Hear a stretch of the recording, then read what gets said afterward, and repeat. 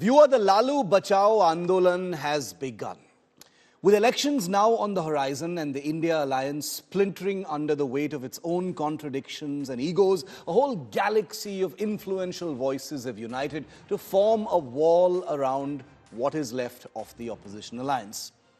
In the wake of the umpteenth shameless exit of Nitish Kumar, now Lalu is the towering hero for the anti-Modi ecosystem. A man to be praised, protected and held aloft for all to see. A man of principle and purpose who has withstood the marauding winds of Hindutva and remained loyal to the dirt and dust of his dharma. The anti-Modi ecosystem is now, as you can imagine, in top gear. With tears in her eyes, one voice says on social media, Lalu will go down in history as the most resilient and courageous politician who did not bend his principles. Another claims history will remember Lalu since it has taken him immense courage to stand his ground and not bend. A veteran TV anchor invited Kapil Sibal onto his show where it was suggested that Lalu is a man of ideology. Now, I'm not a man of ideology for sure, so I'm going purely on the facts that my research team has provided me with.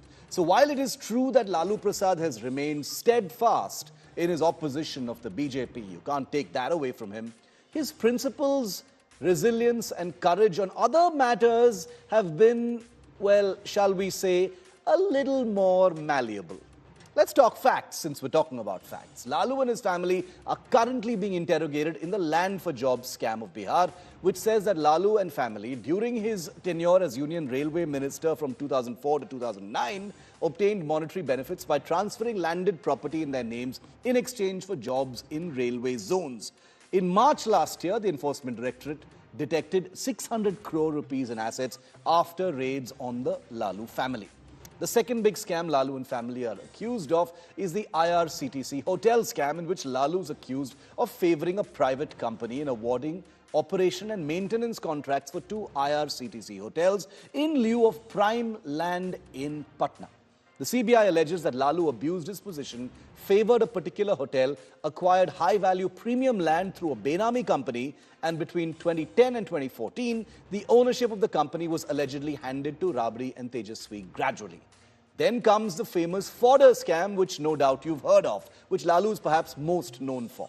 In 1997, Lalu was charged with forgery, criminal conspiracy and sections under the Prevention of Corruption Act in a scam allegedly worth up to 950 crore rupees or more.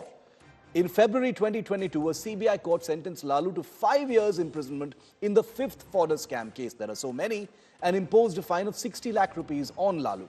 According to an April 2022 update, the former Bihar Chief Minister has already been convicted in the previous 4 Fodder scam cases related to Dumka, Devgarh, Chaibasa, Banka, Bhagalpur treasuries. He is currently out on bail in the former 3 cases on the grounds that he has undergone half the sentence and in view of his deteriorating health.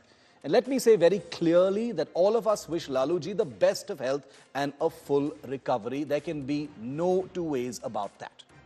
But carrying on with the facts, in 1998, a disproportionate assets case was registered against Lalu. The Income Tax Department, which claimed Lalu had pocketed 46 lakh rupees from the government treasury, also named Rabri as a co-accused for abetting the crime. They were acquitted in the case in 2006, but 14 years later in 2020, the Supreme Court decided to revisit its 2010 verdict in the disproportionate assets case, in which it had held that the state government has no authority to file an appeal against acquittal in cases probed by central agencies. But these are just facts. They make no difference to cheerleaders too busy trumpeting Lalu's courage and resilience and his famous refusal to bend to the BJP and to central agencies and to Hindutva. But this isn't really about Lalu, viewer. Lalu is a politician. He's a neta of the old school. He will continue to play the astute politician. And probe agencies, frankly, will continue to do their work. It is not Lalu that I'm putting the spotlight on today, in case you thought I was. It is the desperation and hypocrisy of his defenders that I'm actually calling out. This new chapter of the Lalu Bachao Andolan is only a page from a larger playbook that appears to have been adopted in some ways by the India alliance this election season, which is that corruption is acceptable as long as you remain steadfast in your mission to unseat Narendra Modi. Remember, Congress MP Dheeraj Sahu's 350 crore rupees in cash that was seized from his many properties in Odisha? You remember those viral images of all those rooms stuffed with cash? Well, you don't hear anyone from the alliance talk about it now, do you?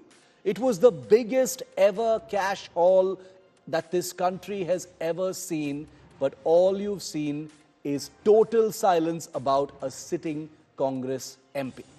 The DMK Senthil Balaji, total silence. And now with Hemant Soren, who we've been speaking about, total silence again.